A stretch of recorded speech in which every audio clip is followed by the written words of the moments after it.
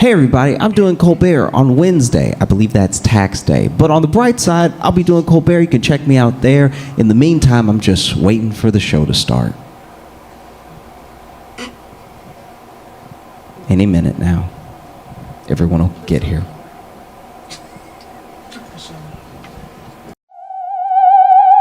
It's Josh Johnson in 3D! Ooh, I'm in 3D.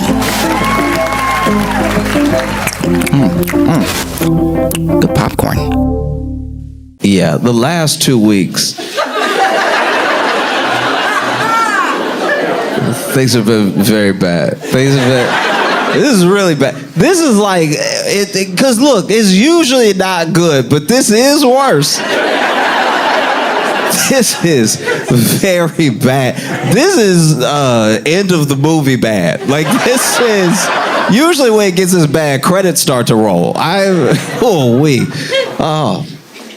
it's bad.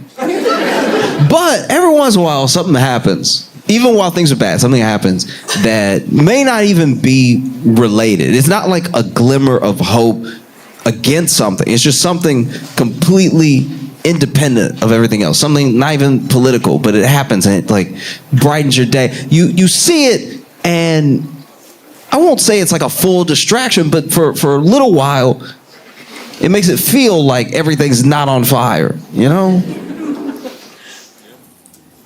When I saw Kristi Noem's husband, I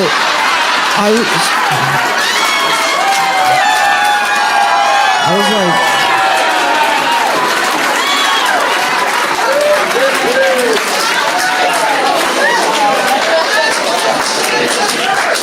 no, when I saw Kristi Noem's husband, I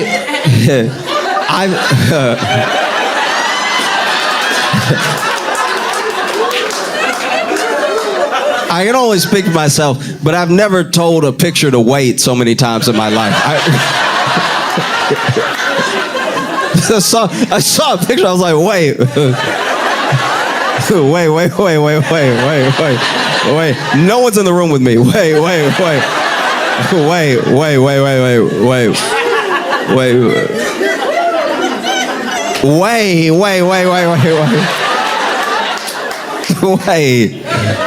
What?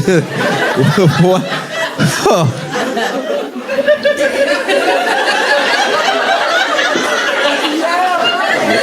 What in the Mrs. Doubtfire is going on?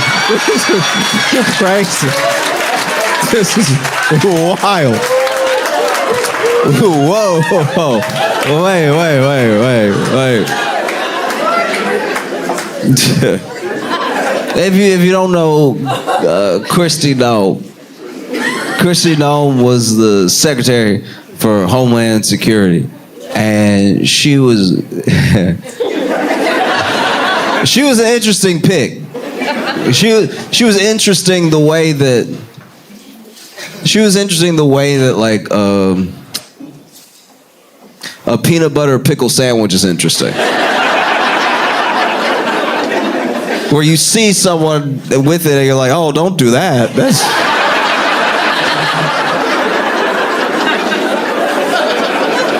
That's bound to not turn out well. I'm not even acting like I know it'll happen, but it won't be good. No, she was the Secretary for Homeland Security, and she was very bad at her job. Which is, here's the thing. This is, hopefully I can make myself clear here. This is the struggle with describing what I've been thinking ever since I saw how bad. Okay, she was bad at her job, but her job was to do bad. Like, her job was to do evil, and she was bad at it. That doesn't make her good. It just means like her job's to do more evil, but then she was bad at it. It would be like if a burglar broke into your home but then tripped and hurt their ankle. And so now they're in your house, fully broken in. They broke the window, they're inside, but they're like,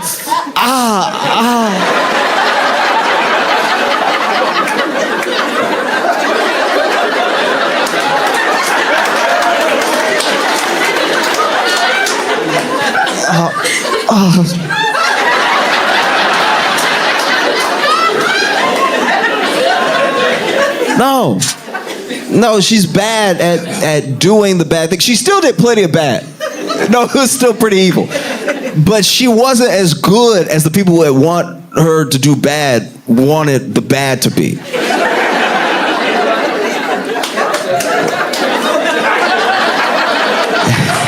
It would be like if you worked for the devil, right? And the devil's like, you gotta get out there and do as much evil as possible. And you were like, oh, can I go to the bathroom first? Like, you just... The evil, like, wasn't as much of a priority as it was for you than to just, like, do whatever it was you wanted to do, which is a lot of what she did, apparently. She did a lot of evil. But then some of the stuff she did was, like, not on evil's agenda at all. Like, even the evil was like, so when we gonna get to work?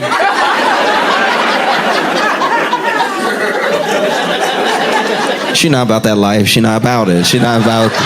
I'm trying to do evil, and she just over here lollygagging. And look, once again, it doesn't make you good to procrastinate doing bad. It just means you're bad at being bad as well. It could be worse if you were good, but you're not, so it's the regular amount of bad it was gonna be. And she was bad at her job. She spent so much money. So much. So it was my money, your money, our money. It was the money that we give them. And she spent so much of that money on ads. She made herself the star of some ads for ice. Which is wild because we know about ice. They don't really need commercials. You know what I mean? It's like if somebody spent millions and millions of dollars on ads about wiping. We know. Words got out. Pretty wild stuff. Yes. And so she spent all this money. We're talking thousands and thousands of dollars, where some people are even like, what was that part even for? You know, she gave contracts to people with businesses that I think were like 5 days old. That's that old school grifter. That's that. You out here giving government contracts. What do you know? I just started a company. What do you need done? I can't do it, but I'll figure it out for the right price.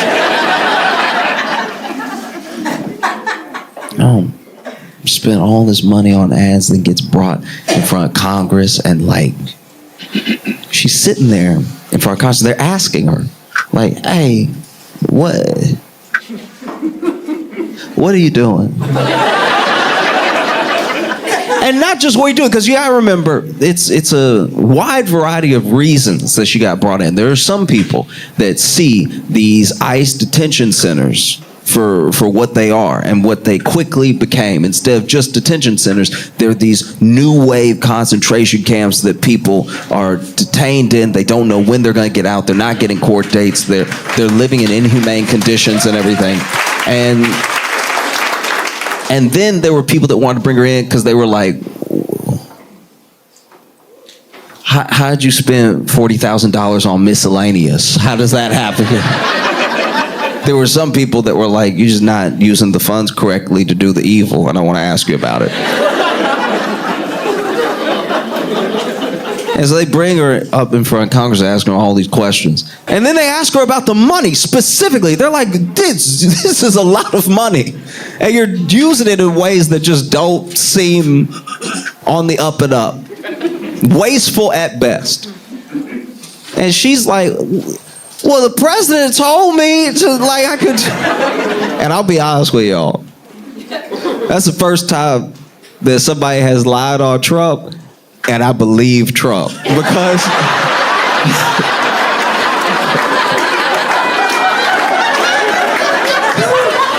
Because Trump was like, I didn't know anything about this. Like, what? Trump was over here like, what are you talking about? You're not gonna throw me under the bus. That's my bus.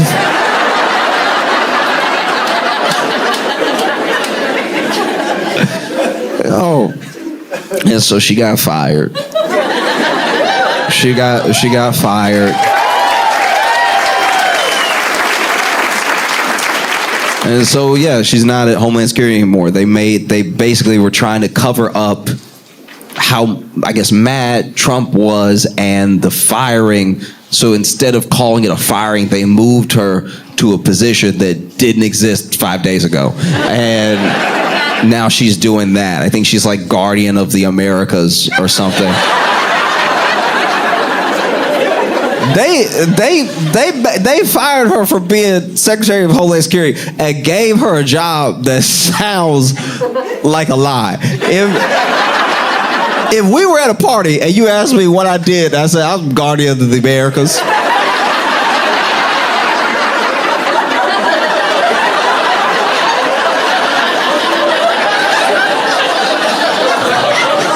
You would be like, he don't have a job. He don't have a job at all. I don't even know if I'm getting the name right, but I'm pretty sure it's Guardian of the Americas. And it was so clearly made up that day because they were too embarrassed to say they just fired her because she messed up or because she lied on the president or because of whatever. So that they made up a whole... If you went on a date with someone, and you go on a date, especially you getting to know each other, just having a good time and everything. Tell me about yourself. What, you have any brothers and sisters? All the basic questions. And then you ask, what do you do? And then they say, I'm the Guardian of the Americas.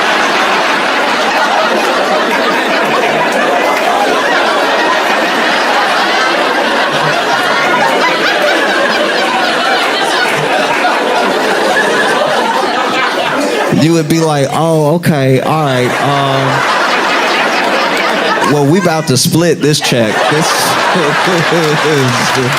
is not happening. No. Guardian of the Americas.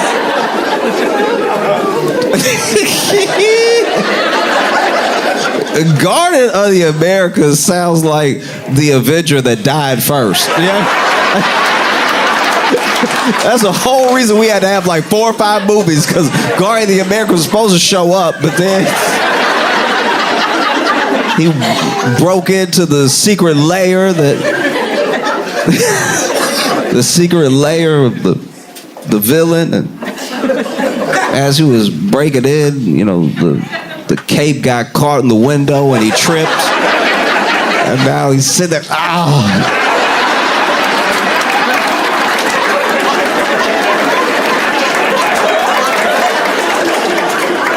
Oh, y'all gonna have to shoot me. All right?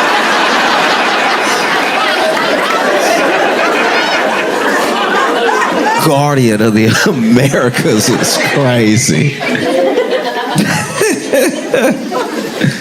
Oh, man.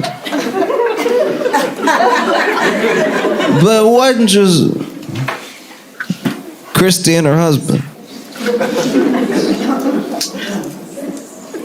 Pam Bondi got fired.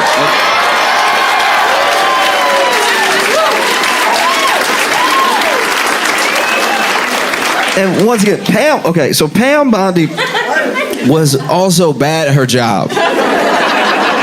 But her job was to do evil. Like her job was bad. It was to be as bad as possible towards the direction of where the bad people wanted her to point justice. She would point it, and then she would put the people in prison that the bad people said were bad. And she wasn't good at it. Because she would go to court. She would take them to court and then be like, look, I already built a case against these bad people, and the case rock solid. All right, you about to go to jail. You got to go to jail, and I hope you love jail because you're about to get a lot of it. And then they would get to court, and a judge would be like, this doesn't make any sense. Like the thing that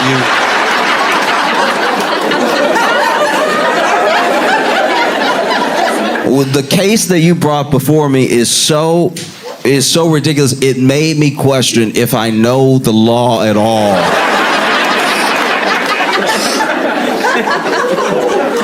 Like, was it a joke when you brought it? Like, is it... thought I was being pranked. I haven't seen a worse case in my life. They kept losing in court. Pam kept trying to prosecute the president's political enemies, and it just was not working because it just wasn't, there wasn't even good stuff. You know, it was like, well, I'm pretty sure there's an issue with, I'm pretty sure that there's an issue with. I don't think Letitia James filled out her paperwork right on her apartment. How about that? Oh, you about to go to jail. Oh, you catching jail right now, all right? Did you put a 1 when you really meant 7? Ooh, you going down.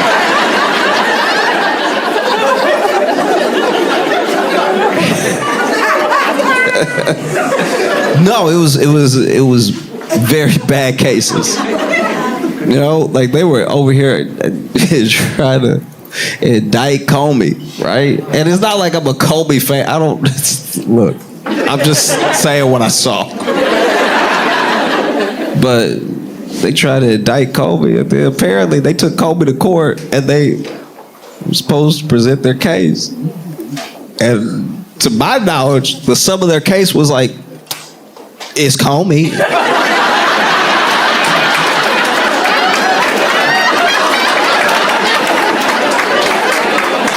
I mean, look at him. Doesn't he look like he did it? What are you accusing him of? Being Comey. We know he's doing that. No, it was very bad, and so Trump was obviously getting frustrated with Pam Bondi. I will say, maybe this is just me,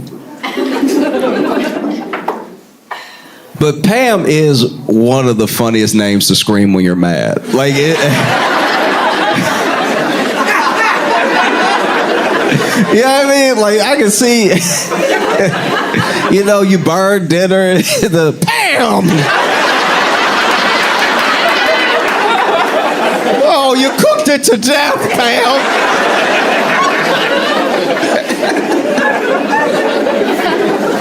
You know what I mean? Like,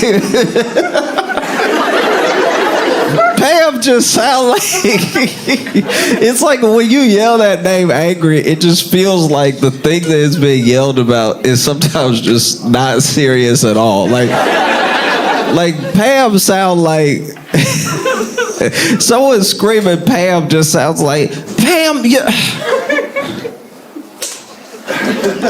your potluck roast poisoned everybody at church, Pam. Which is it? Are you gonna cook it to death or are you gonna undercook it? Because chicken's not supposed to be pink, Pam. And you know that Trump was screaming Pam's name. Pam probably made him so mad so many different times. Look, as someone who's been fired plenty, I knew Pam was getting fired.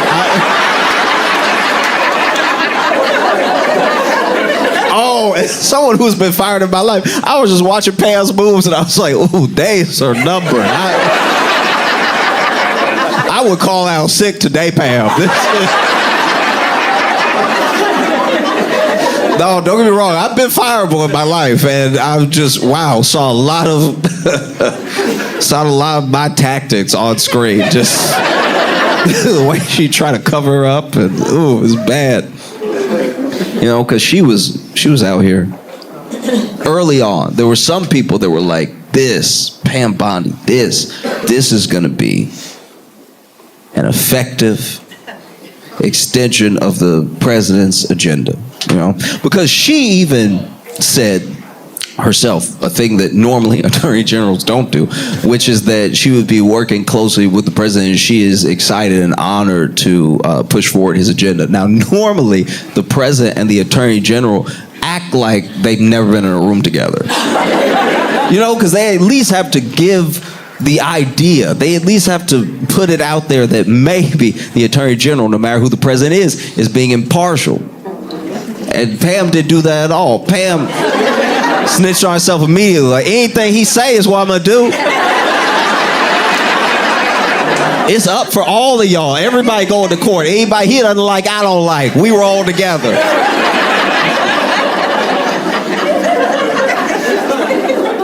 Even the way that Pam would compliment Trump, you could tell.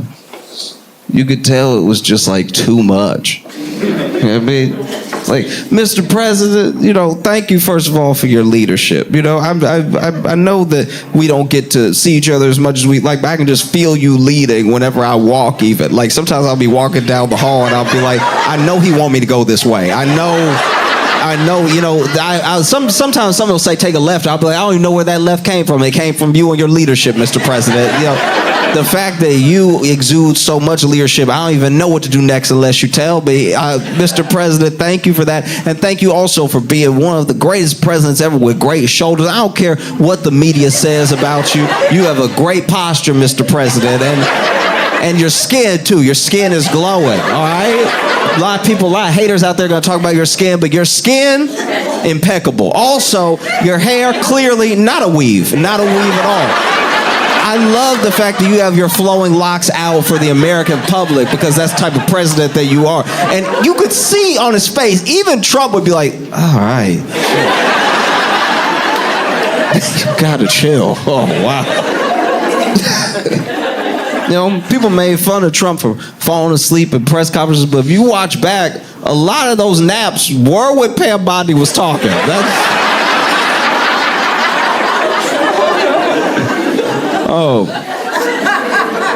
But then she was on Fox News, a friendly network to the administration. She was on Fox News and they asked her, this wasn't a gotcha. This wasn't hard journalism. They just asked her in general because of everything that had been said in the campaign and now that Trump had won. You're saying that you have a list of Epstein's clients. Are you going to make that list available to the public? And then she's over here. It's on my desk right now waiting to be reviewed. It's what the president wants. We want to be the most transparent administration in the history of the presidency.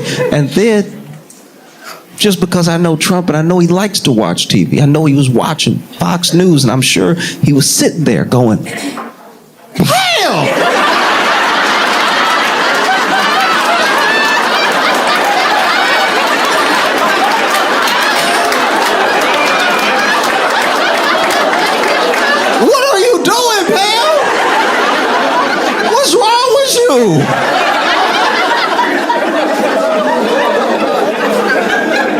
No.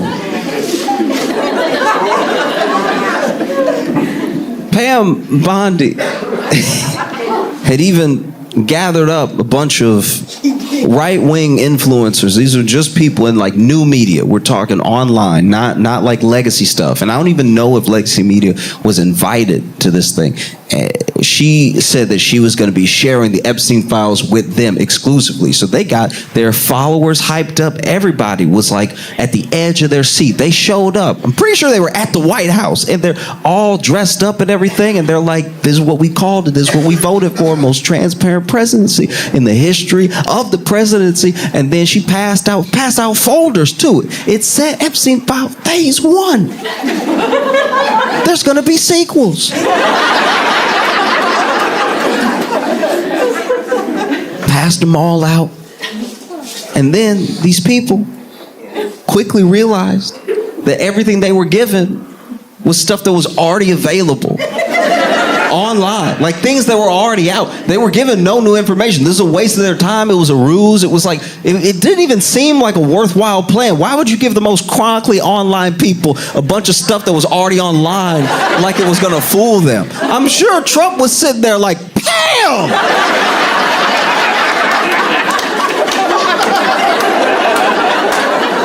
Why would you?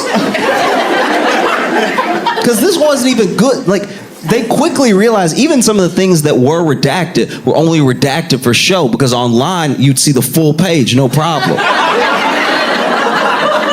And so then these people got mad. They got mad at Pam, obviously, but then they also got mad at the president. They were like, what is this?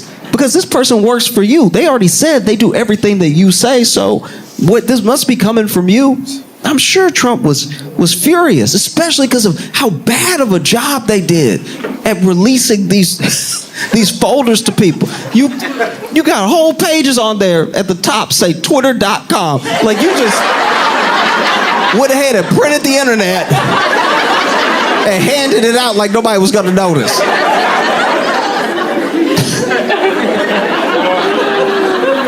Oh, it was bad. And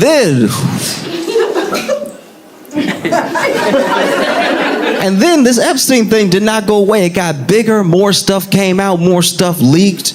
You know, Democrats were subpoenaing Epstein's estate, so then they were releasing things consistently, like little drips of new things, keeping the pressure up. It got to the point where Epstein wasn't a partisan issue anymore. Even Republican Congress people were like, well, we need to get to the bottom of this. I got calls about it all day. I got people claiming I'm not doing enough and everything. And so then they were like, we got to pass a law. We have to pass at least one. It's been a decade. Let's pass at least one law. We gotta try. I think we remember how.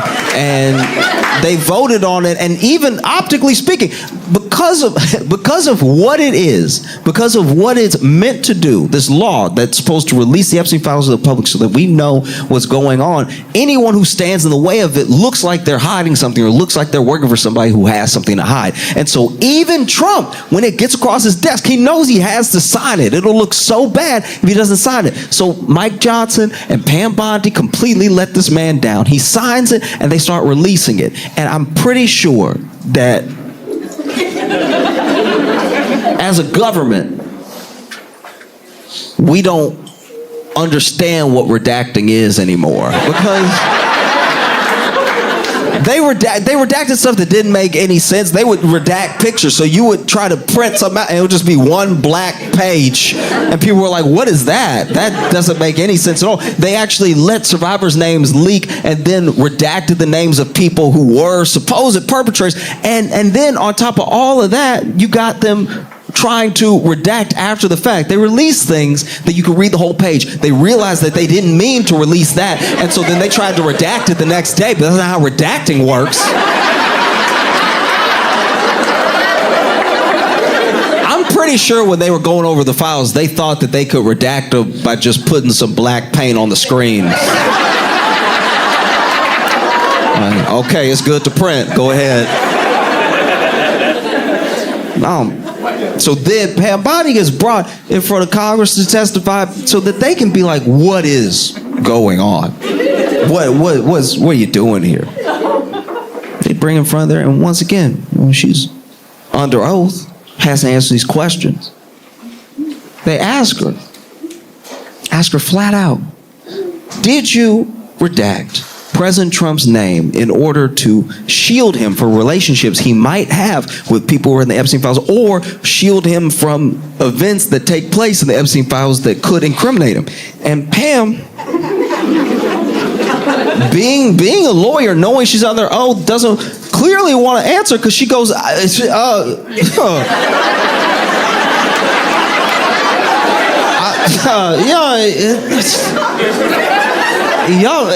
y'all even, yeah.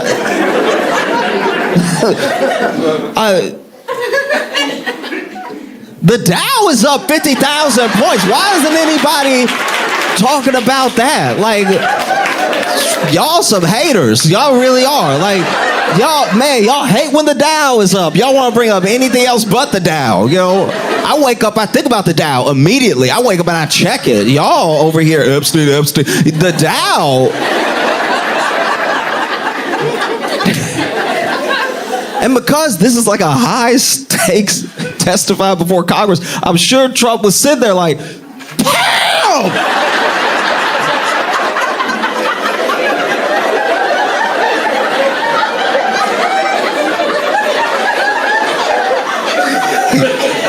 Say no! Say no!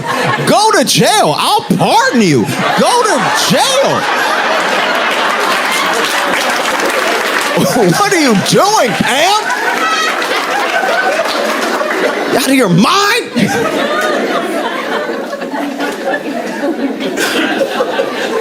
No. This is rough out here. This This is bad. This is very bad. He's not having a good time. And so Pam Bondi gets fired. You know, which once again, as someone who's been fired, I saw it coming. I remember getting the notification. Here's how hard I knew Pam was gonna get fired. I saw the notification, and there's a thing amongst my friends and I where whenever we get fired, and we've all been telling each other stories that feel fireable, whenever we get the news that the person got fired, we call and we're like, whoo! They fired you today. That took longer than I expected.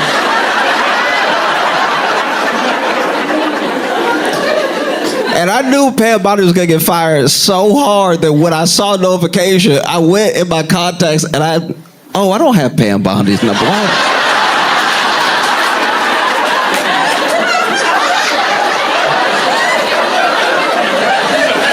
Why would I? I guess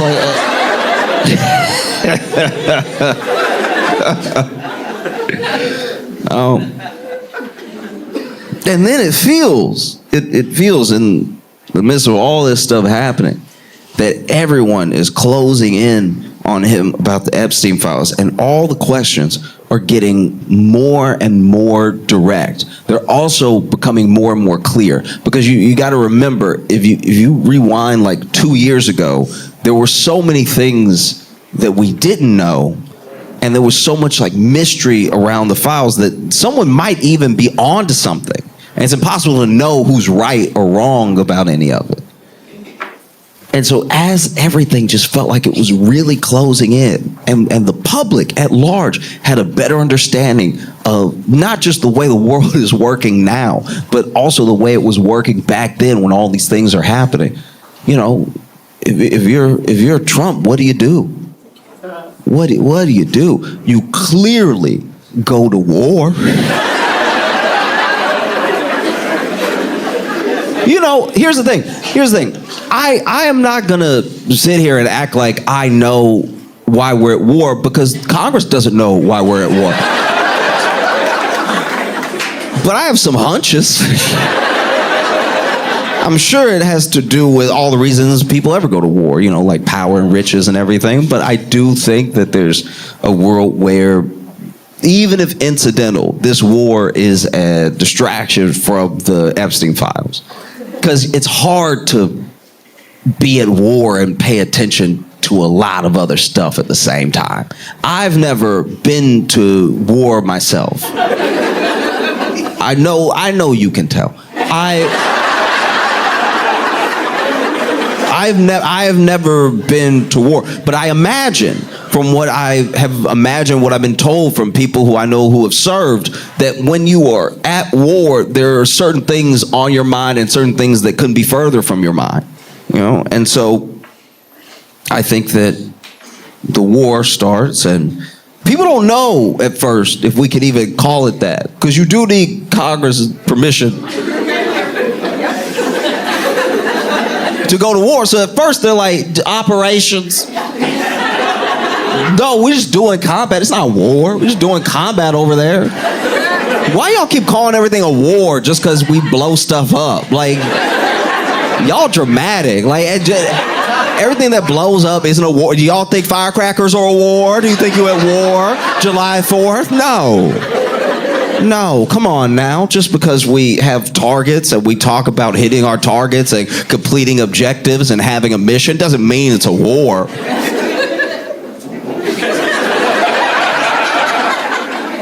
So you see all these people coming out, and this is, you know, Trump's favorite pastime is making people that take up for him look dumb. Because then, after every congressperson possible says it's not a war, and comes up with all of these creative words, Trump is like, we win in this war.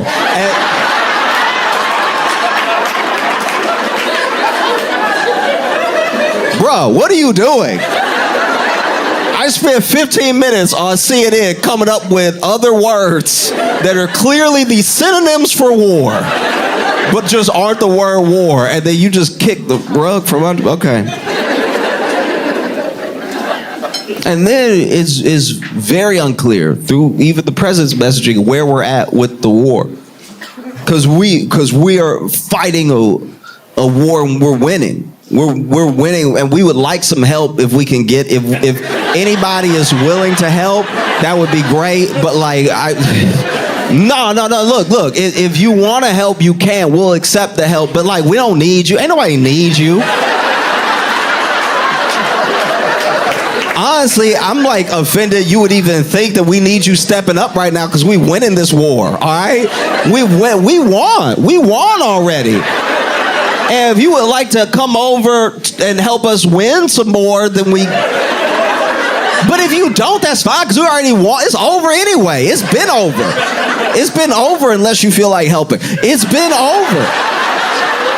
All right? We were winning, and then we were winning, and then we won. We won. We won. And that's why we got to keep fighting, because when something's already over, that's when you start it all over again to continue. No, the whole thing was insane. Nobody knew what to say. And nobody knew what he was saying when he was saying it. The whole time he's just sitting there like, okay, I guess I've deduced from all of the walking like a war, talking like a war, quacking like a war, that it's a war. That we are at war. And that we don't seem to be doing as well as he would like us to believe. And I know that because I've known a divorced man before.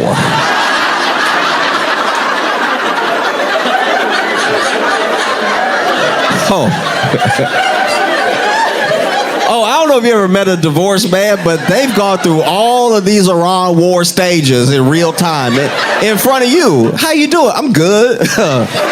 No, I'm good. I'm great. I actually could be greater. I'm worried. I'm worried because if I was any better, you wouldn't be able to handle me. All right? All right, nobody can touch me. I'm feeling myself right now. You know what I mean? I'm back on my feet and everything. I got my freedom, you know, because you're free. As a man, you're free of the most important thing. Don't ever let somebody take your freedom away from you. So I'm free. I'm free. I'm completely free. All right? I'm done with her and I'm free. So if you want to hang out or anything, like, I'm free. Like, if you... But I'm good. I'm great. You know, like, got out of the house because, you know, it was too stuffy in there. Her energy bringing me down and stuff. I didn't want to have to deal with any of that. You know, she was always like, you know, like a spoil sport and everything. I'm just out here trying to have fun, be myself, live my life and everything. So I'm out of the house. I don't have to deal with her and her rules about the house anymore. You know, oh, you can't put your poster here. Oh, we can't have pizza for dinner. Oh, you know what I mean? Like, I'm out of that house and it doesn't matter. I do what I want. So if you have like a couch I can crash on or anything like it's like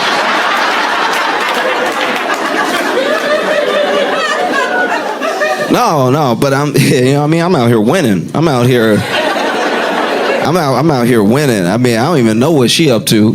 Yeah, because I don't even think about her like that. I don't even think about her. I know you've been a good friend. You've been a good friend because I know you met us as a couple and you stayed friends with both of us and everything, but I appreciate you not, you know, like backtracking out of my life just because we're not together anymore. That's a real friend. Like, you can separate the relationship from the friendship that we have. I appreciate that because I don't even know. You know, I got so much freedom now, and you know what I mean? Like, you know, trying to get on my feet, find a place to stay and stuff. But and honestly, that's taking up most of my time. Like, I don't even think about her. I don't even think about her like that. Like, she's not on my mind at all, by the way.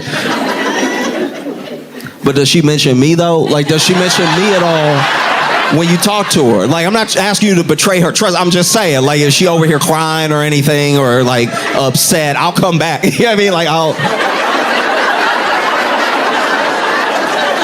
you know what I mean? Like, no, I'll come back because, you know, we bought a king size bed, you know, so it's just, that's, you can roll over. It's hard to roll over on a couch. You know what I mean? You roll over, you off. And so.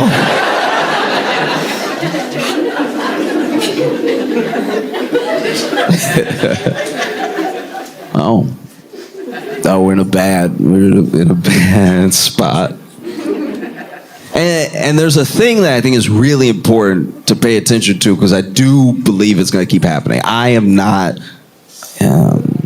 claiming to know what's going to happen next. I don't have any special powers or anything. I just recognize some patterns, and I think that it's an interesting pattern that I've seen in other places that I'm seeing unfold right now, which is you start this administration and you have all of these women in positions of power.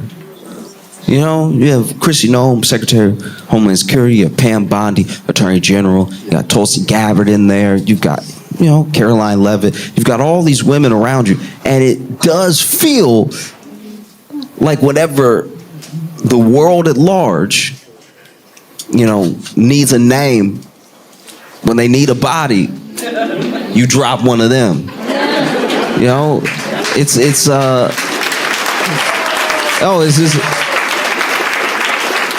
it's like mind-blowing. It's like you can read it, you can see it happening. Like, okay, as soon as something happens with the CIA, as soon as there's a blunder that you need someone to blame it on, Tulsi's gonna be gone. As soon as there's bad enough press where even your allies have turned on you, or you've done something that is so indefensible that Caroline can try, but she'll be gone too. I mean, and I don't claim to know who's gonna be next or anything, but I do think that if they are people who recognize patterns, you might want to ask yourself the question of, is it really worth it to be tied to this administration, to be tied to this person? It doesn't make a lot of sense to me. And once again, I don't know who's going to go next. I do think it's going to be Kash Patel.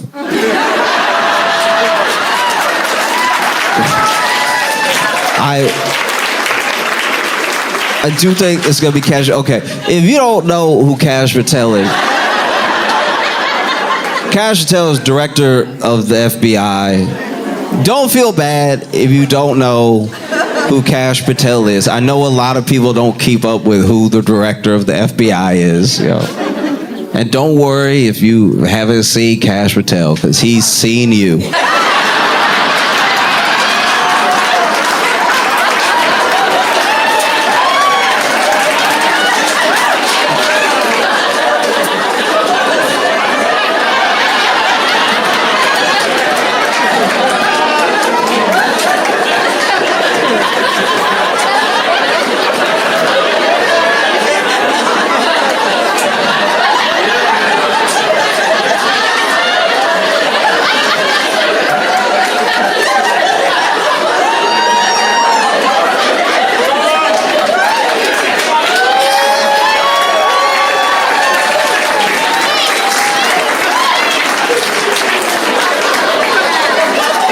I need a second. My eyes burn so bad.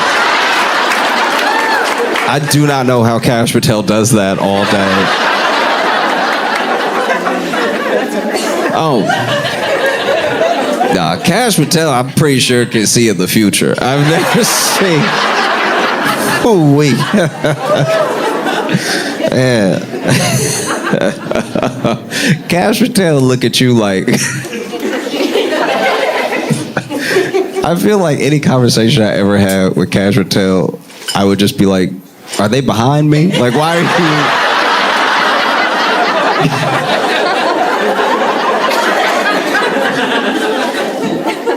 you... No, but Kash Patel's the director of the FBI and also not good at his job at all. This is very bad. He's very bad at his job. I don't know fully what his job is, but I know as much as Kash Patel knows about what his job is. I feel like as director of the FBI, when he even does go into the office, he's just like, go over there. You stand there. That's directing, right?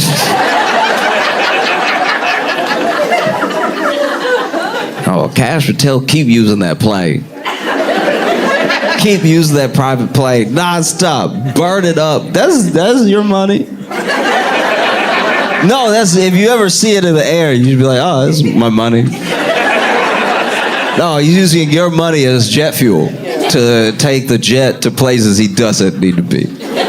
It's crazy. He doesn't even lie. This dude doesn't even lie about it. This is how I know he's not smart. There are crimes in every state in the US every day. Not like rampant crime that we've never seen before. I'm just saying like something ends up happening everywhere, every state, every day. Just pretend you're going to investigate one of those. People do that all the time. You've never run an errand at work and then got back to the office and then were holding the Starbucks realizing you didn't think of a cover story.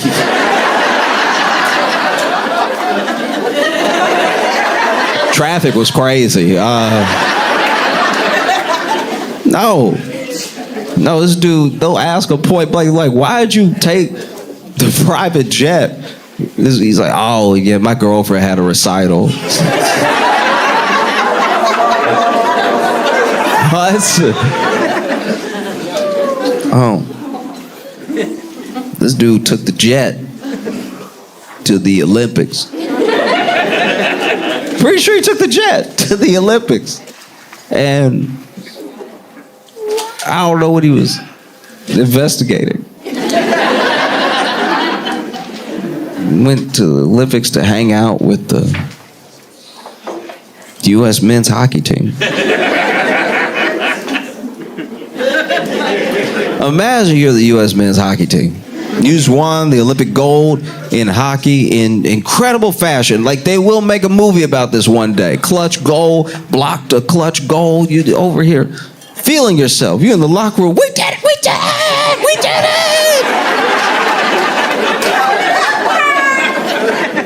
it. Excited. And then you get a knock on the locker room door. Somebody come up and like, hey,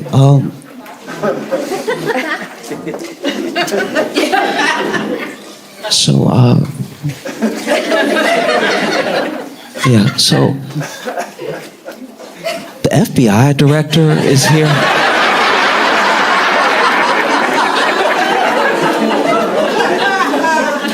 They probably would have turned on each other so fast. They're like, Ryan, what did you do?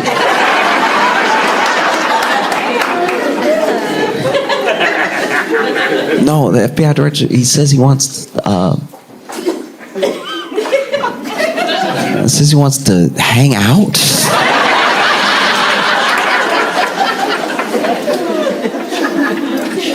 What do? You know, just not even at home, and now the FBI director wants to chill. Like, yeah, we did it, guys, we did it. Okay. No, it's just not serious at all. This is the FBI that we're talking. The FBI. That used to mean something. Do you know what I mean? The FBI. What a fall from. It's the FBI.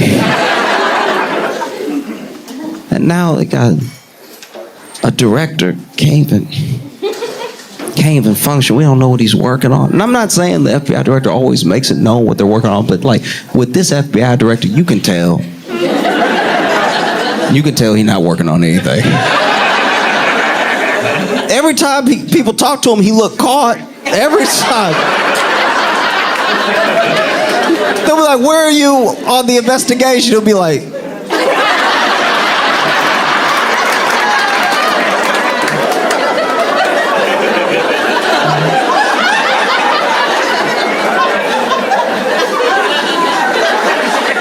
I can't do it that long again. God. Man, how does he do that? That Cash Patel need like a Visine sponsorship. That's yeah, my eyes are hot right now. Oh, Cash Patel over here got hacked. He got hacked by what seemed to be Iranian hackers. They broke into basically his private stuff. His not his government profiles and everything. This is just his even before he was ever FBI director. And it's like his emails and some of his profiles online and everything got hacked.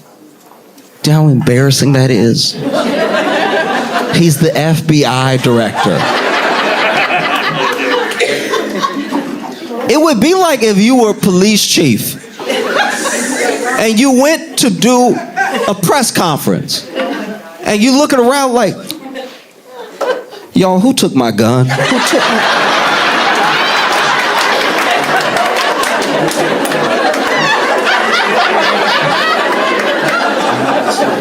You're the FBI director. We got hacked. They broke into his private, accounts, and they were putting all his business online and everything. And it's crazy to watch. This is the FBI director, and it is wild to find out that he takes the same security precautions online that I do.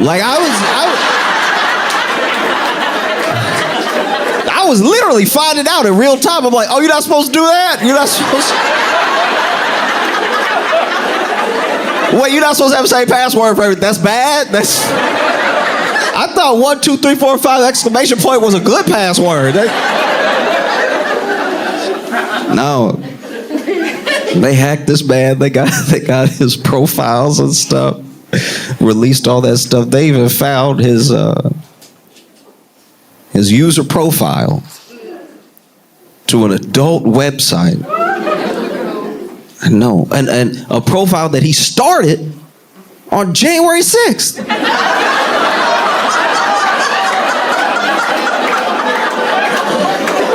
Not that January 6th. It was a totally different year. I had the same thing. Initially, I was like, huh? Oh.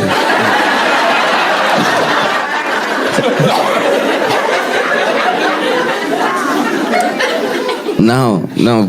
Iranian hackers are the reason we know that man's profile on a bunch of things is Spider Cash.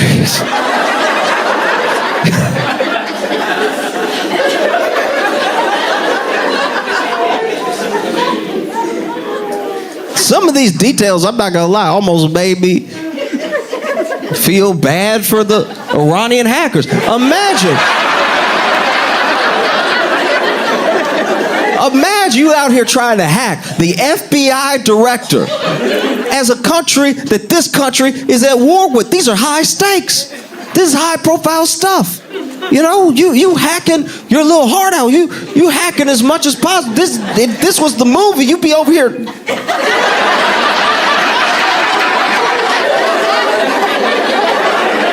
I don't actually know how to hack. I just know in the movie they always start typing harder to hack harder.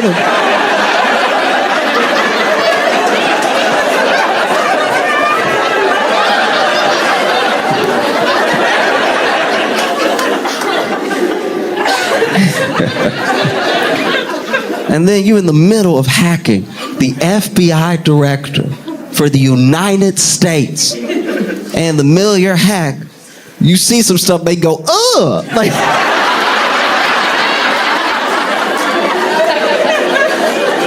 ugh, he a freak.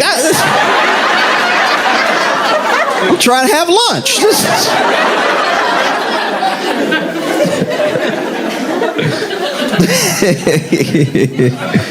No. It's the FBI. This is embarrassing.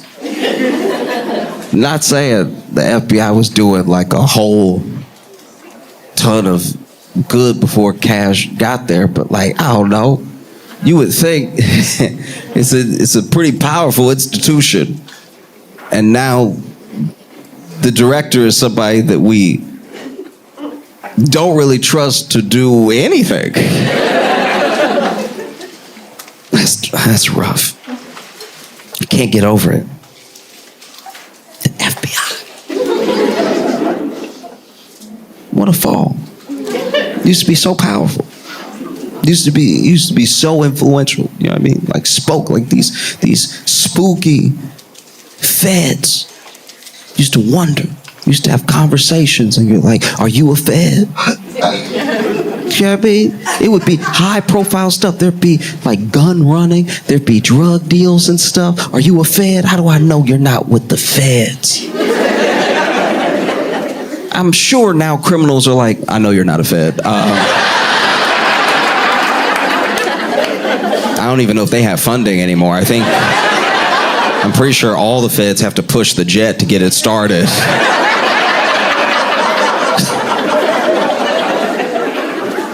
So then, you got Kash Patel out here somehow still employed. And you have the idea, at least, that this war is in part a distraction from the Epstein files. But then it's going so poorly. Out of nowhere, Melania holds a press conference.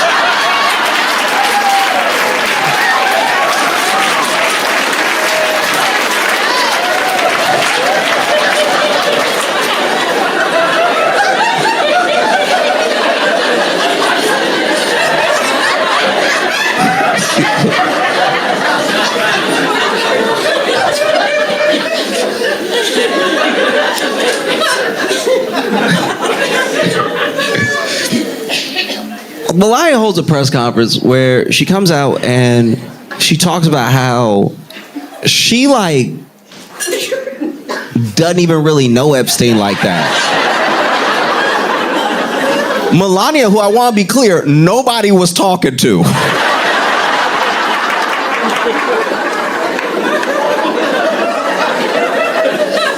Melania walks out. This is like official. This is like a full press conference. We're not talking about like front-facing camera TikTok. This woman goes out and is like, hey, just so y'all, like, I heard what y'all been saying, and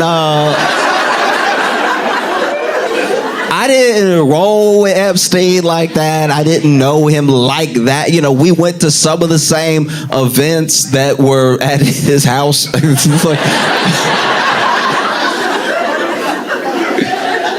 I don't know if she was at his house. It was a weird description. And then she's like, you know, there's out here, you know, people try to discredit me and my character off this Epstein stuff. And I'm like, once again, nobody was talking to you. Like, what?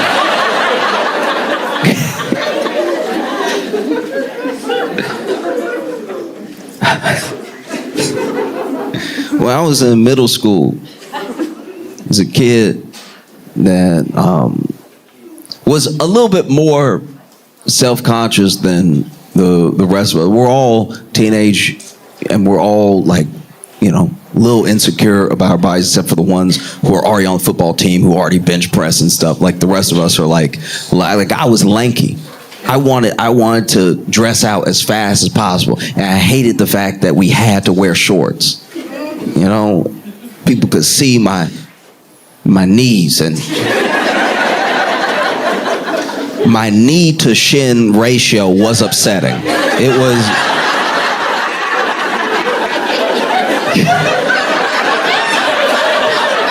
No, it looked, I don't know, yeah, it looked.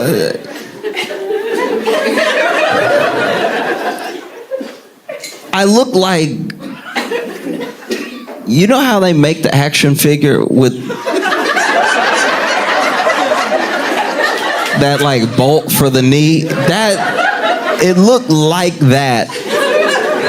And when I would stand, I was self-conscious about that too, because for a long time, I'd be in junior high, and I didn't even notice this until people started pointing it out, where I stood weird. Like, I've always stood with my feet slightly out, you know? But I was over here with my feet. Every day I'd be like this. It was crazy. And it just called more attention to it that my foot was almost backwards when I had to wear shorts.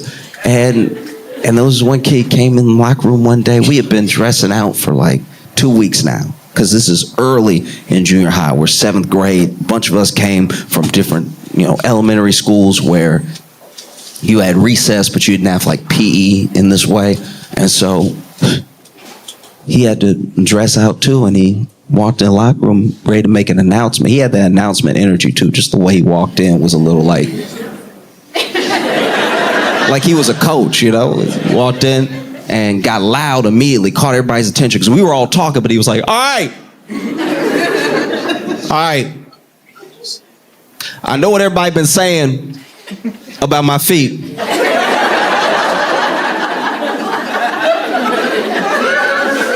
All right, I heard it.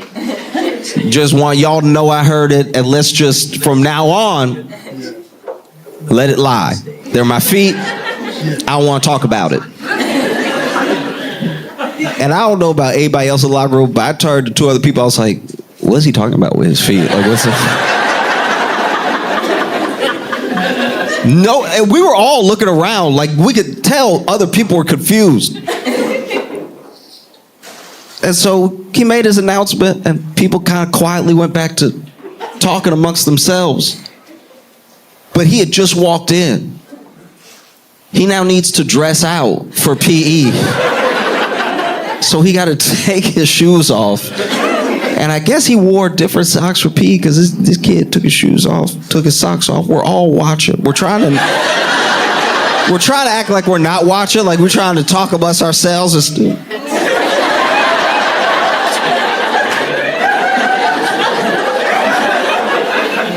And this kid took shoes off, took his socks off, was going to put some other socks on, and he had like very webbed feet.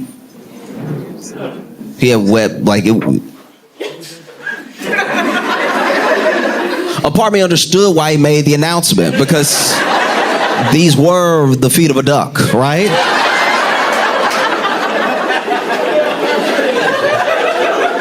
And I'm not one to mention anybody else's appearance, because I'm over here with knees that look like fists.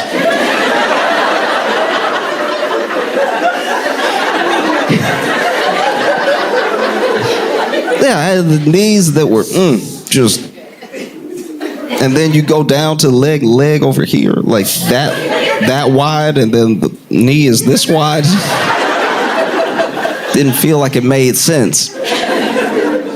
And so I thought about that for a long time. I thought about wow, I wasn't thinking about his feet at all. And then he made that announcement, and then I saw him, and I was like, oh, okay. All right, those are unique feet. But I wouldn't have known if you hadn't said anything.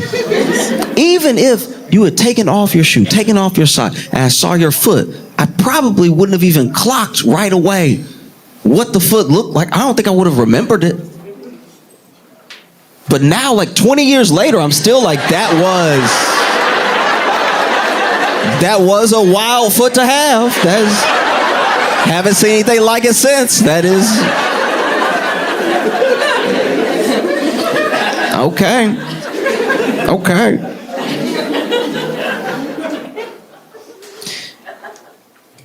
And when Melania started talking,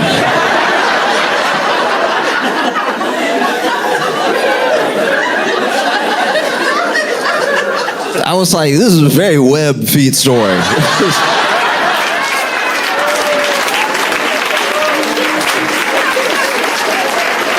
I'm going to be thinking about this for years. Imagine. I understand trying to get ahead of something, but you never want to be so far ahead. Imagine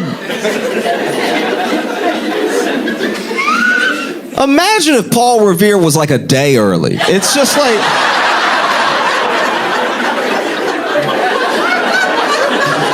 Do you know what I mean? Paul Revere got ahead of it at exactly the right time. The British are coming. I saw the light. They'll be here soon. Go ahead, get your rifle, get your gunpowder. This is serious. I'm going to keep going. I'm going to tell them that the British are coming. If Paul had rocked up the morning before the morning and been like, yo,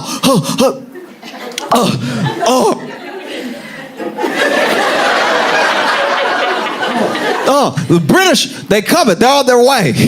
People have been like, huh, what? Oh, okay. Wait, how far? How much time do we have?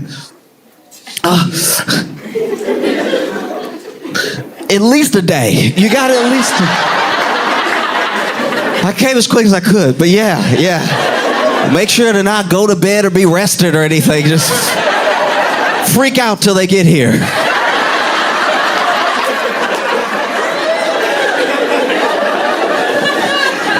No, there's getting ahead of it, and then there's creating it. Because now Melania come out, and even the news. Look, I watch a lot of different news. I do my best to watch as many news sources as I can that feel like at least some sort of like viable information that can be cross-referenced against another news source. I don't just rely on one, but I do engage with all of them, whether it's the legacy media or it's online, you know. And when I watched Melania's address, when she got done, just the news I was watching at that moment, I can't speak for anybody else. The news that I was watching when she got done, they went from her, she walked away from the lectern, and then they went back to regular news, and the news was like, I don't know what she's talking about.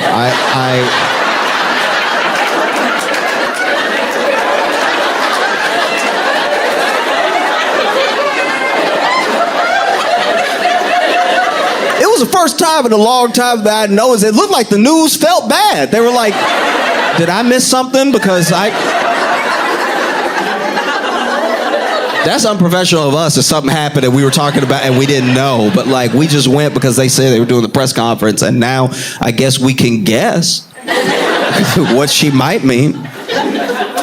Because like, even the address had a little too much mystery to it, you know? Like, apparently there's an email from Melania to Ghislaine Maxwell, but I found out about the email from the address. Which made the email, so I don't know the contents of the email fully. And there's probably other emails we don't even know about. So maybe that's why we're getting ahead, because now there are other emails, or it makes people try to sniff out emails that weren't there before, people didn't know existed. But if you come out and you're addressing the nation and you're like, look, people email, all right? That's not weird. Just know that like I emailed a few times, but like that was just say hey. I only emailed because I didn't have their number, all right? Now you're making me ask questions I wasn't asking beforehand. And then there was even a part of me, genuinely, there was a part of me that thought that maybe the war in Iran is going so poorly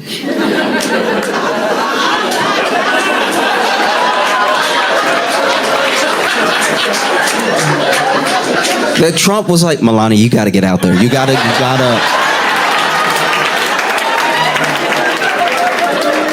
You have got to do me a solid here.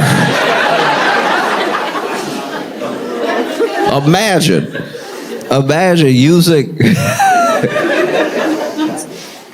using your distraction to distract from the thing you were initially trying to distract from.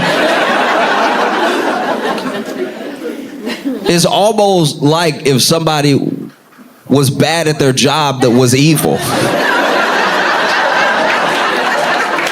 And being bad at doing bad doesn't make you good. It just makes you bad at being bad. But isn't it better when people are bad at being bad than if they were good at being bad?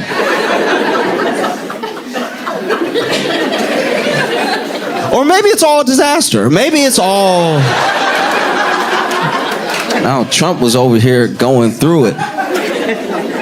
He was actually going through it in a way where people who were normally, especially leading up to the election, sort of Trump allies, especially online, some of these people who have either supported the president for the long haul, the beginning of his run, all the way until people that he sort of won over, they've had their differences, but they mostly support him. Those people started coming out against him specifically about this war.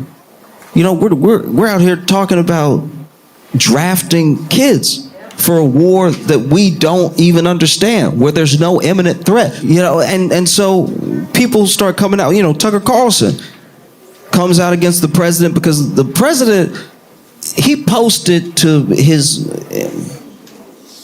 it's kind of his Twitter. He had this Easter post. Oh, so you saw it, okay.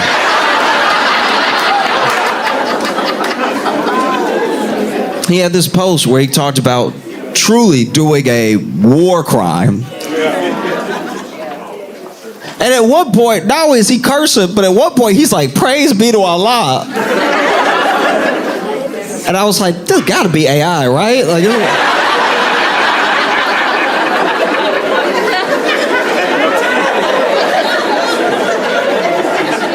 and then everyone was like, no, it's real. I was like, that also checks out, honestly. That also makes a ton of sense if it's... But, Tucker Carlson came out against him and was slamming him hard in ways that made sense. And he did in that Tucker Carlson way. He did in that way that we're used to from him. He had his hair ready. No, he had that hair ready to dance. He's like, you're gonna mock? You're gonna mock their religion on Easter?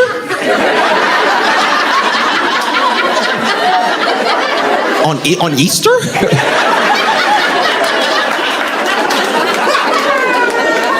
You don't mock religions. That's not your job. That's not your... You're the president. I would expect more from you. And then...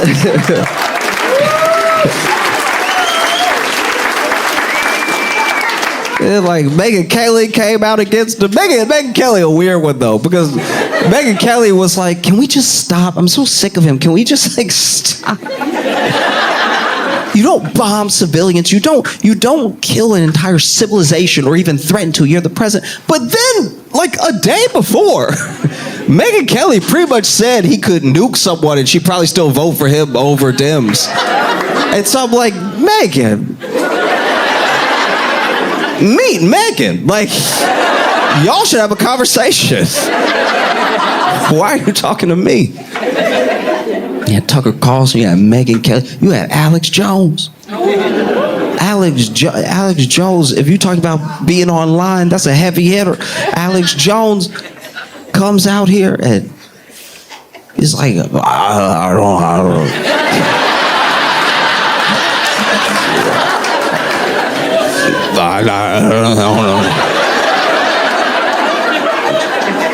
I don't understand what the president's doing. It can't be understood what the president's doing.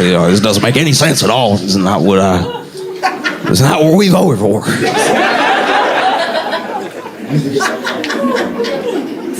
Candace Owens as well. Candace Owens was coming out against him. Wow. These are the right-wing Avengers.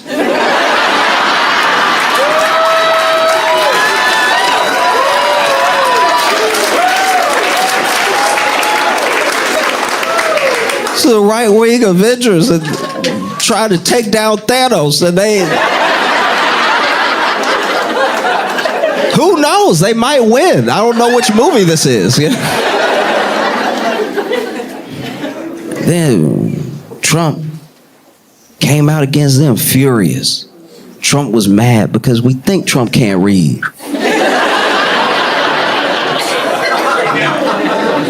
But he reads. He does read. It's just not books. But Trump reads what people say about him, and he also hears what people say about him, and he's a very fragile person. He's a very sensitive guy. So then when you come out against him like that, and not even about him specifically, they didn't attack his voice, his looks. They didn't call him stupid. They didn't do any of the things that I do.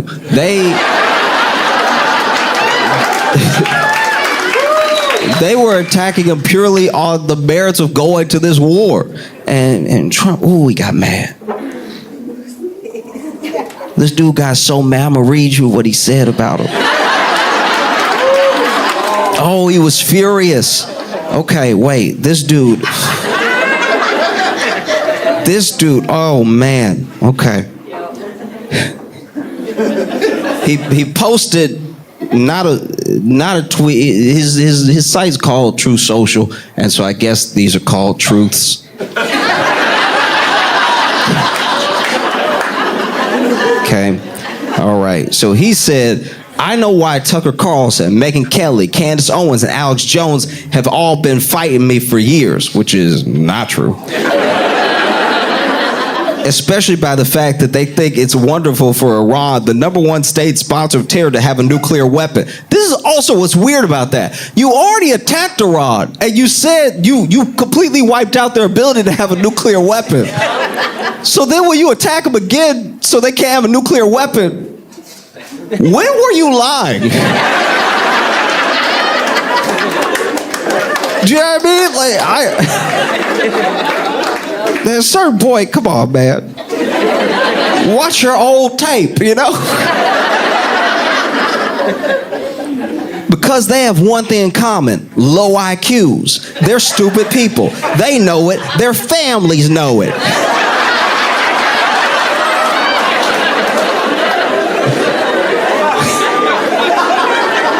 And everyone else knows it. Too.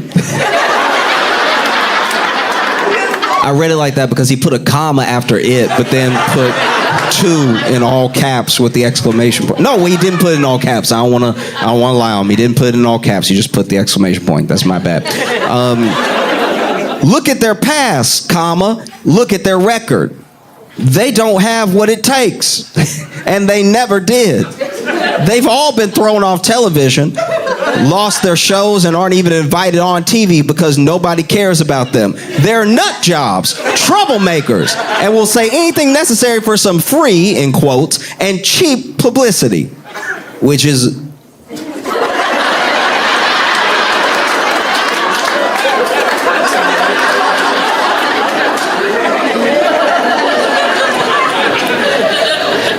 Now they think they can get some clicks, in quotations, because they have third-rate podcasts, but nobody's talking about them, and their views are the opposite of MAGA. But you're talking about them. You're talking at third rate. Third rate is unfair. These are actually, sadly and terrifyingly, the most popular podcasts in the country. They are the opposite of MAGA, or I wouldn't have won the presidential election in a landslide, all caps. MAGA agrees with me and just gave CNN 100% approval rating of Trump, in all caps and quotations.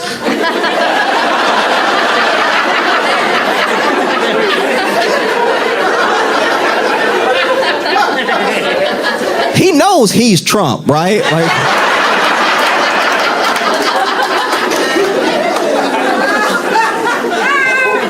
Not hand-flailing fools like Tucker Carlson, who couldn't even finish college. He was a broken man when he got fired from Fox, and he's never been the same. Perhaps he should see a good psychiatrist.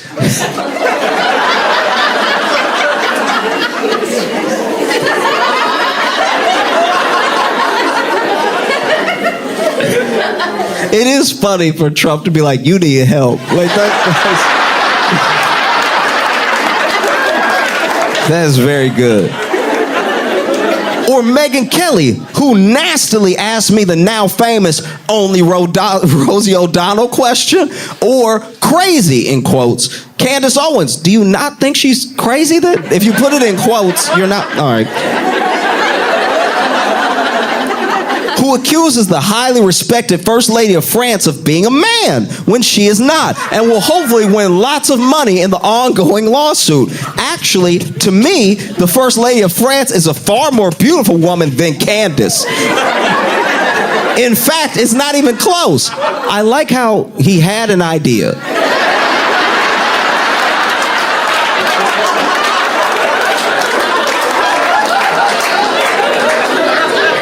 This is your post. You can post whatever you want. You clearly did. And I've just never seen someone so clearly think with their thumbs. Like, he like backtracks. In fact, yeah, actually, I was right a couple words ago.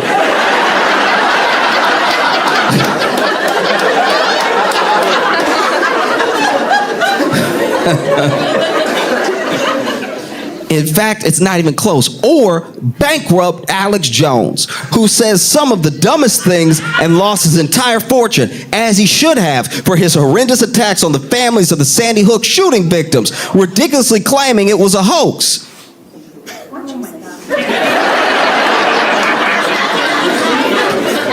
These so-called pundits, in quotations, are losers in all caps, and they always will be, exclamation point. Now, fake news CNN, the failing New York Times, and all the other radical left news, in quotations, organizations are hailing, in quotations, them and giving them positive, in quotations. Does he not think this is happening?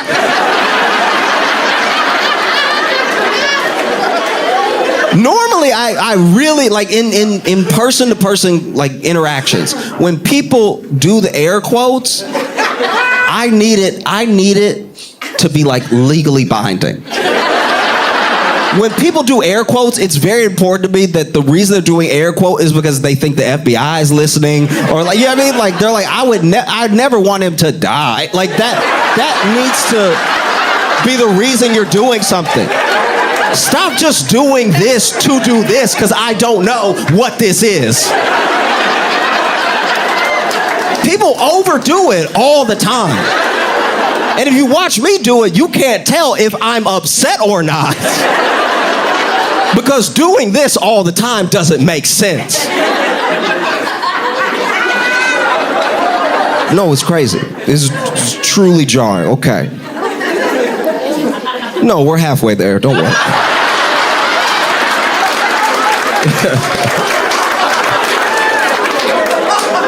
No, I'm clearly joking.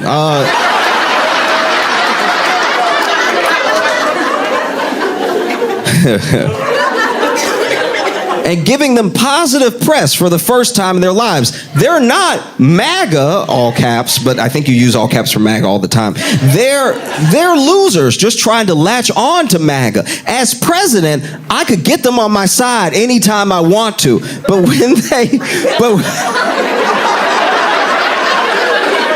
No, I'm fine, dog. I could win her back anytime I want to.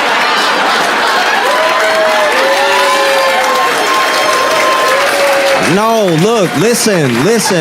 I like being divorced. I like when I fill out forms and they're like single, married, divorced. I like hitting that divorce. Something special about being divorced. I could win her back anytime I want to. I don't care if she moved on. I don't care if she moved on and has a baby with you.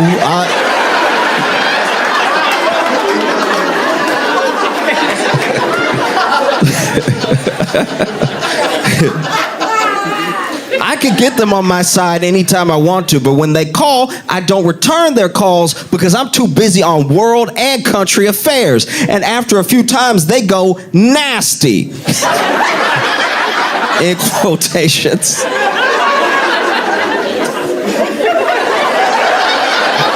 I actually got to start using that in real life. I'm like, that's very funny to just walk around and be like, oh, he's nasty. And then when people are like, what are you doing? What is that? Like, oh, you know.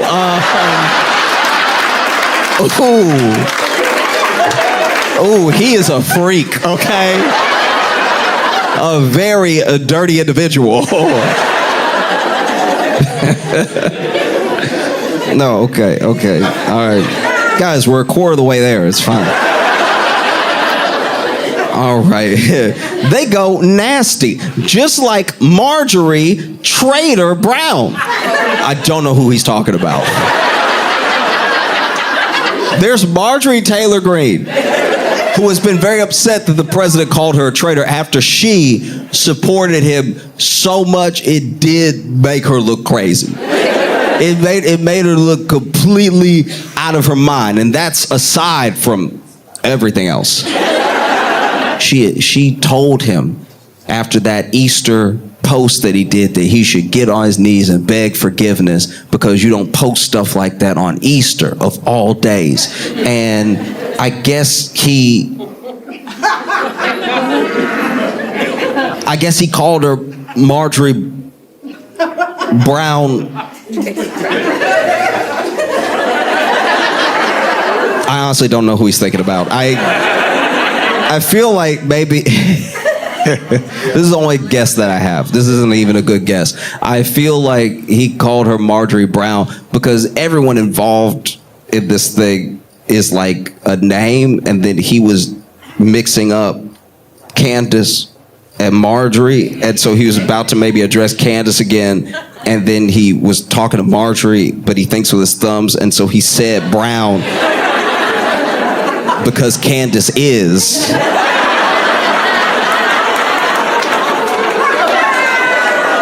I don't know. All right. Maybe there's a Marjorie Brown we don't know who did betray him. No, maybe I don't know everyone in politics. I watch the news all the time and I try to learn who everyone is, but I don't know everybody. Maybe there's a Marjorie Brown that's a traitor and she did him dirty, broke his heart. But I no longer care about that stuff. I only care about doing right for our country. MAGA is about winning, all caps, and strength, all caps, in not allowing Iran to have nuclear weapons, which he capitalized nuclear and weapons, and I'm not sure why.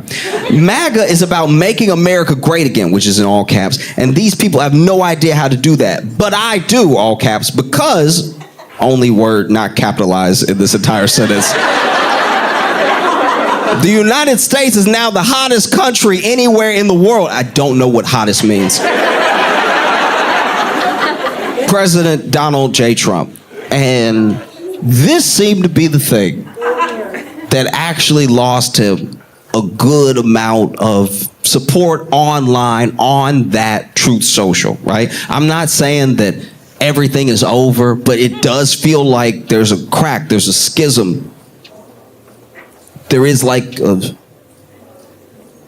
MAGA civil war happening with the Avengers on one side.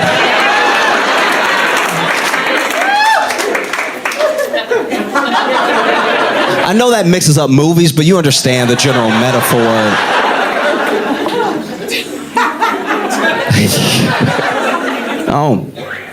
And so then, my man doesn't know what to do. He doesn't know what to do because all these people are turning on him. All these people are turning on him because of a war he started that some people think at least was in part to distract from the Epstein files. What does he do?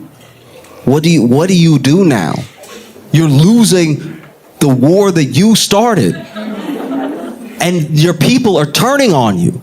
And you still haven't fixed the initial issue, which is whatever it is that you're so scared of people finding out that's in the Epstein files. So what do?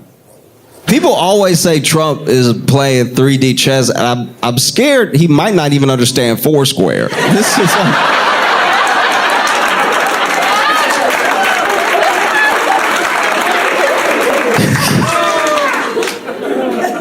because what do you do now? What do you do? The war is going terrible. People asking about the Epstein files. There's something that's clearly about to come out about Melania, apparently. I don't know. I don't know what that is. I'm just praying that his answer isn't to just start another war. Or else I'll just be sitting here like y'all, watching the news like Kash Patel.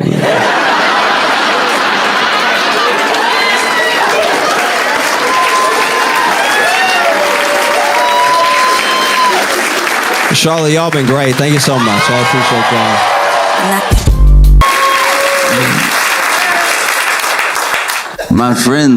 y'all. My friends had a baby, right? And a lot of my friends are having babies either this year or some of them already had them last year. Basically, since the pandemic, I guess my friends have had a lot of time together.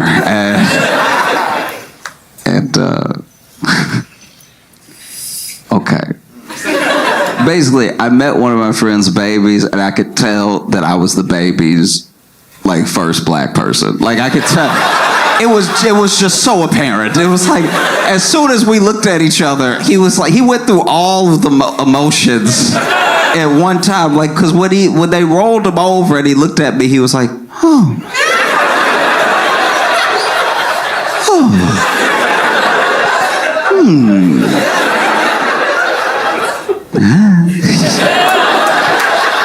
You know?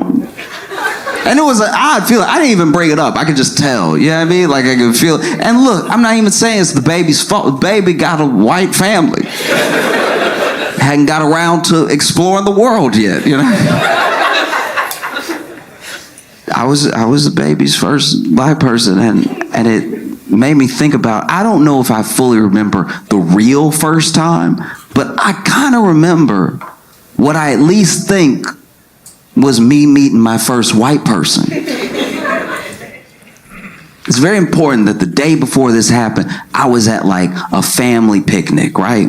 I was at this family picnic and extended family had come. So I'm seeing cousins I don't normally see, and like all of the older people are there and everything. And so some of the kids are playing, some of them running around, right? There was one kid that was running around, knocking a bunch of stuff over, one of my older cousins, right? And he had to be like maybe 8 or 9 or something, but he's running around, and his parents were telling him, hey, slow down or stop or be still real quick, we're about to eat, all that stuff. And then he's still running around, knocking drinks over every once in a while. And finally, my great aunt, his grandma, as he was passing, she did that grandma move where she just snatched him real quick, right? Like, even his parents couldn't catch up. His parents were running like, come on now.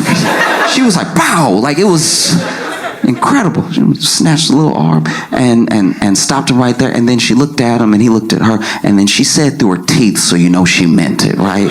She was like, if you don't be still, I'm going to slap the black off you.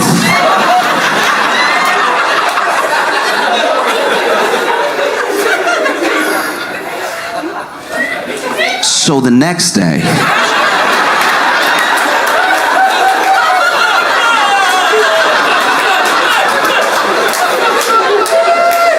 when I met this kid,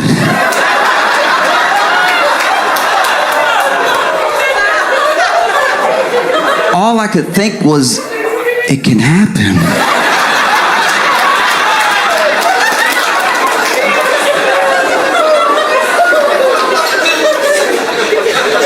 Ooh, I gotta be extra nice to him. Something clearly going on at home. I was watching documentary about like serial killers and like sociopaths and stuff, and how basically they do these profiles where they try to identify whatever these like specific things are with their personality that make them the way they are, right? A lot of the traits and a lot of the signs. And one of the things they were saying in the documentary is that one of the best things you can do for anyone that's suffering from these sort of things is to find it as early as possible. That way you can help them before they do harm, you know? But then they also said that it's difficult to identify some of these traits when people are kids, because a lot of the list of what like psychopaths and sociopaths do as kids is a list of things that kids already do. Not the full list, but like a considerable amount of it, you know?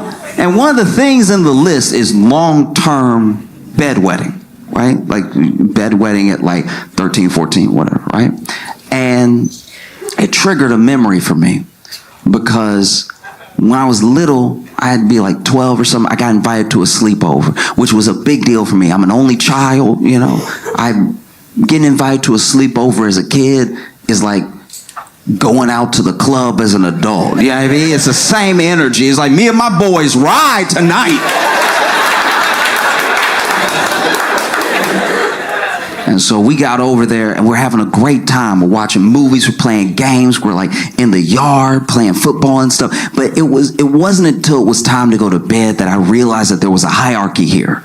Because the kid who invited us, that was hosting us, only had so much room in his room. So his closest friend stayed in his room with him. and the rest of us stayed in the living room, right? And his parents made these little bulgy like blankets and stacks of quilts and stuff for us to sleep on and everything. And I know it shouldn't have been a big deal to me because we had been playing all day. But if you've ever been to a sleepover, you know that when you're supposed to be asleep is when the good stuff happens. That's when the real conversation is had. And that's when all the memories get made. And I'm out here in the living room with the losers. So I get ready to go to bed, right? And I was laying with this other kid because it was 2 to each for everything. And it's not really important to the story, but the kid's name was DeMarvin, right? And so we fall asleep and I wake up middle of the night. Don't even know why I woke up, you know? And I notice when I wake up that just like the side of my leg and the side of my elbow are wet. And so I look over and DeMarvin not there, but his whole spot is wet. And I sat up, and as I sat up, I looked up, and DeMarvin was sitting across from me watching me sleep. That's strike one, all right? Any child who watches you sleep, that should be on the list right there. And not only is he watching me sleep, he got his legs crossed. That's strike 2. How you gonna sit there and cross your legs and watch somebody sleep like a villain? He's watching me sleep, has his legs crossed, and when I sit up, you ever so scared you assume you're not awake? It was so freaky to just see him there already staring at me. I was like, I'm tripping, I need to go back to bed.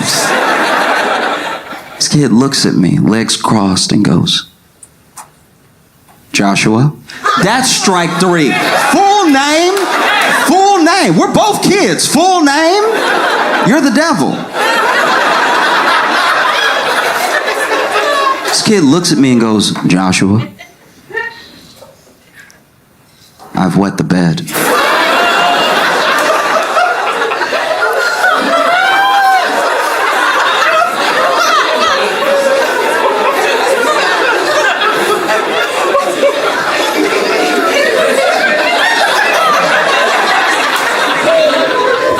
But I'm gonna tell everyone it was you. I'm not gonna lie, I was like, what? How does that even make sense? Like, I'm the side of my leg is wet. Your whole spot was wet. People saw you sleep here. What are you talking about? You gonna tell everybody that I wet the bed? And then he goes from this like crazy intense stare to his face softening, and he's like, do you ever change your clothes? And as soon as he says it, I get it. As soon as that kid says that, I fully understand. Because that's gotta be terrifying. You know, you're at a sleepover, maybe you don't get invited to many, and you wet the bed? You're around a bunch of 12-year-old boys and you wet the bed. You'll never live it down. Wetting the bed at a sleepover at 12 is like wetting the bed when you go out clubbing with your boys. It's like, you killing the whole vibe right now. I knew we shouldn't have invited Jerry. He wet in the bed. Can't handle his liquor at all. So as soon as he said it, I got it. I really did. I understood. I was like, dang. That's tough, right? I don't know what I would do. I wet the bed. I'm trying to make friends with other kids. I'm a living room kid as well, so I'm already a loser. And then I wet the bed. I wouldn't live it down. And so I looked at him. I was like, man, I'm sorry. I'm so sorry. I only have the clothes that I have. I don't have any extra clothes. And then he goes, oh, okay. And I don't know where he got it from, but as soon as he said okay, he grabbed a cup of water and he threw it on me, right?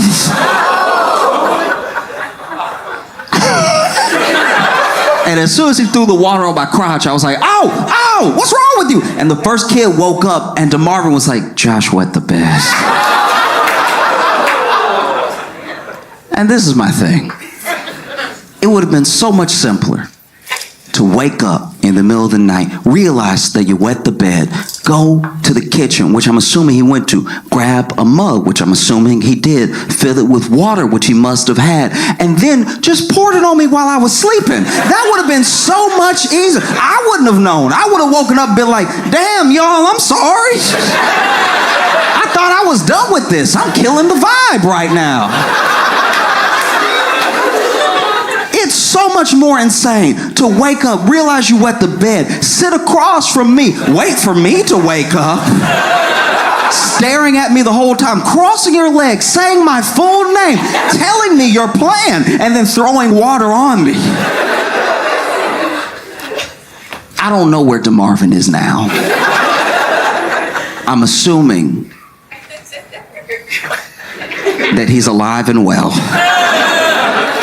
But I do know for a fact that someone, somewhere, is dead.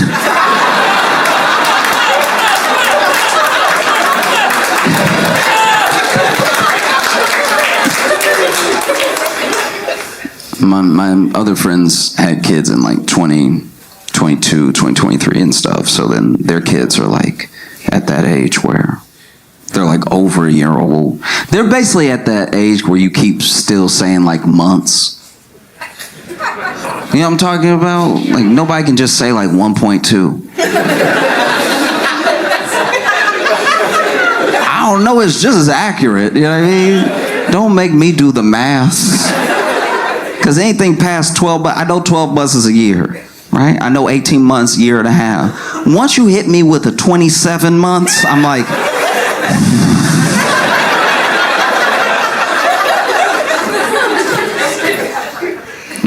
And so their baby is 16 months. 1.6.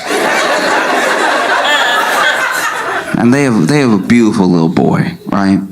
But it's funny, I didn't even think about this until I was hanging out at their house, you know. When it comes to our nature as people, right? We have the id, we have the ego, we have the superego, right? The id is like your lowest form. It's the impulsive part of your brain that is repulsed by pain. It's excited by pleasure, seeks it at all costs, right? The superego is your judgment. It's sort of your higher self in a way. It's how you weigh and balance some of your actions. A lot of religions attribute it to like the God in us trying to tell us what's right and wrong morally. And the ego is what mediates between the id and the superego. So then you'll have an id moment, superego will judge it, ego will process it, right? Id is like, I would very much like to sleep with this person. Superego is like, don't do that. That's your friend's wife.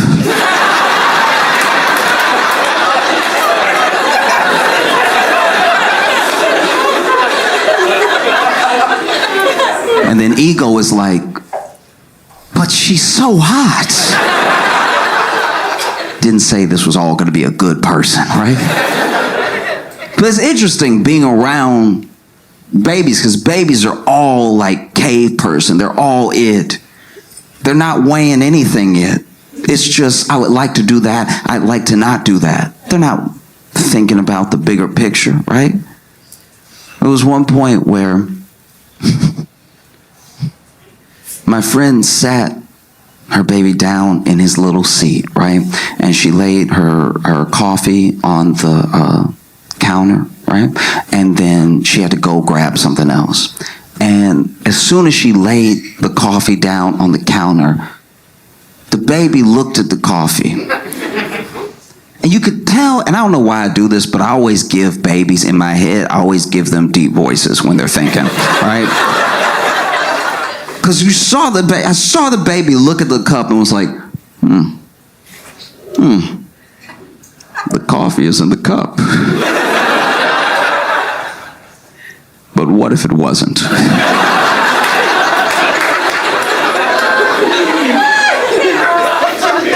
And so then this baby went to knock the cup over, right?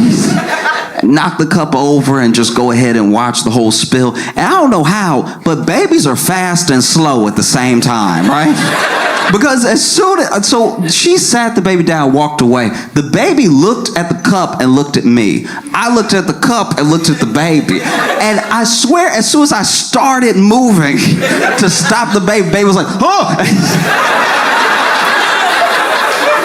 As soon as we locked eyes, it became an emergency. I gotta get this cup over. I have full legs. I was running at this baby. I was running at the baby to stop him from knocking off the coffee so hard that I was scared I wouldn't stop. I was scared I was gonna take out the coffee and the baby, right? But I'm trying to make my way across the room and the baby just, oh! And right as he slapped the cup of coffee over, I got to him and I pulled him up and away from the coffee, and he was just looking at me. Like looking me in my eyes, you know? And he didn't say anything, but you could tell he was thinking, I win.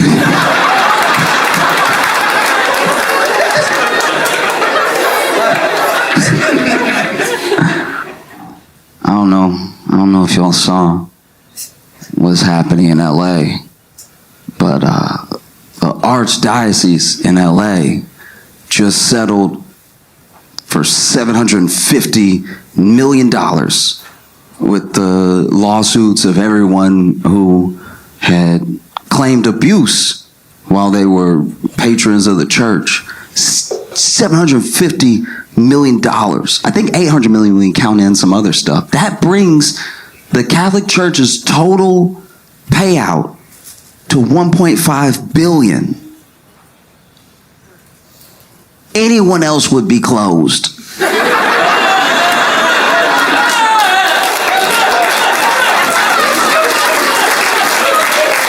That's so much money. $1.5 billion that you had. You had $1 billion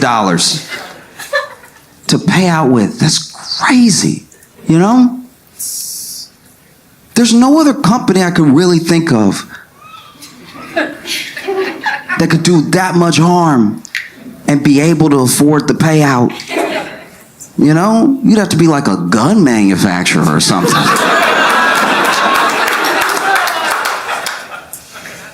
It's so jarring, you know? I think that's what really bothers me about it. It's like there's the payout. And anytime someone has to pay, even if it hurts a little to pay, if they had the money, it feels like less justice. Because they had it. You know? You gotta make them pay a number that they genuinely don't know. I don't know if we can do. Good, that's exactly how much I want. You know, $1.5 billion worth of damage that you also admit you did. You know, this isn't like hush money. This is a settlement where everybody knows what happened and everybody knows how you handled it. You know, that's so jarring. And it makes you, how can that not affect your faith? You know what I mean? You went to this place. This is supposed to be the safest place in the world. This is supposed to be the place where you like lay down every burden, not pick up extra. Do you know what I mean? I don't even know where you go from here. It's beyond PR.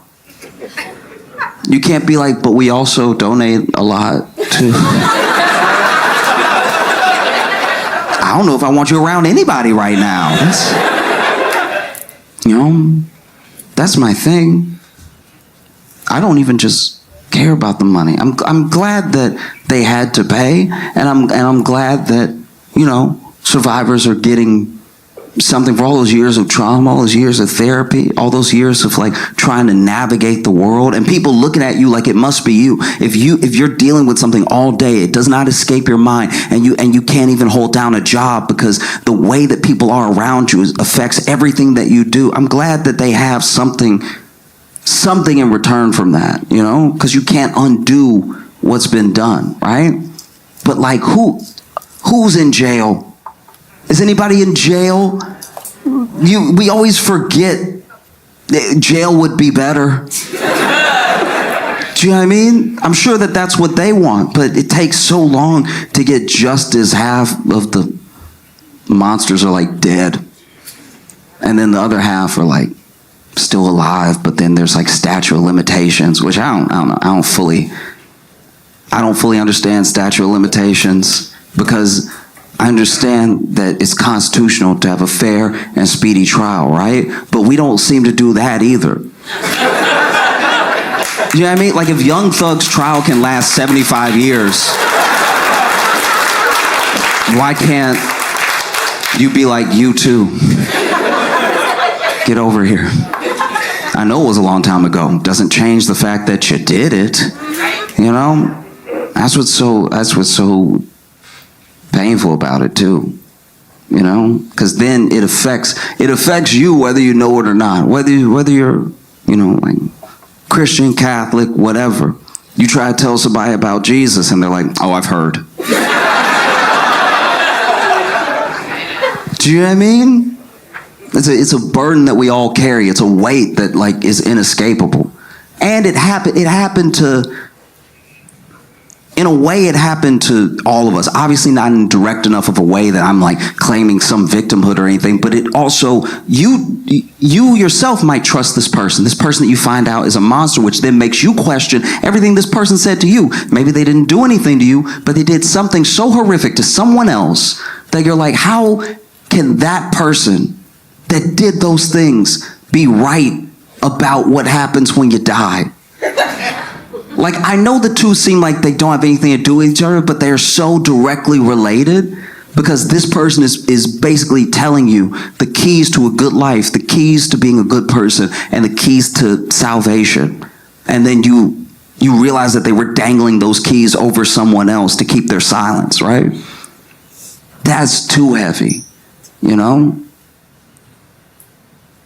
I don't even know where you would go from here, because nothing that is said by anyone in the church seems to fill the void that the church has created, both between people and themselves and between the people who had harm done to them and the way to redemption. Is just so far, you know?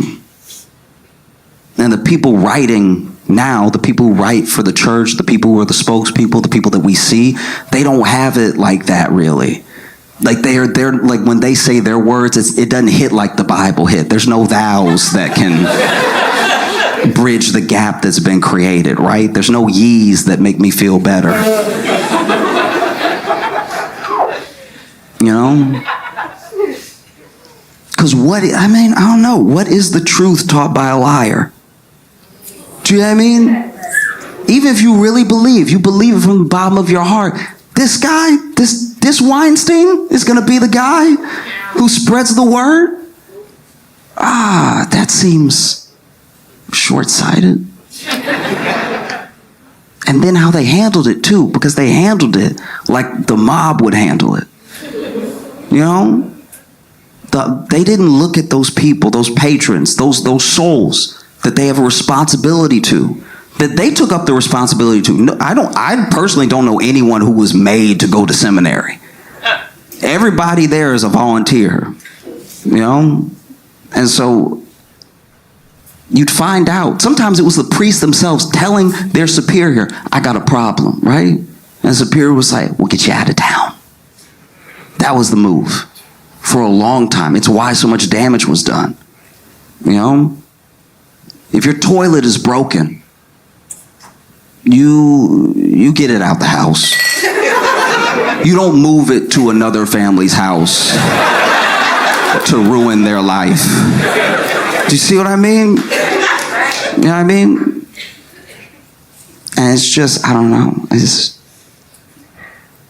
I know I kind of like land on this thing a lot. And so I'm doing the point a disservice, you know? Because a part of me hopes against hope that I don't care how it happens. I want everything that those priests were teaching to be real, right? I want it to be the truth, so that way we all know in our hearts that there's a hell.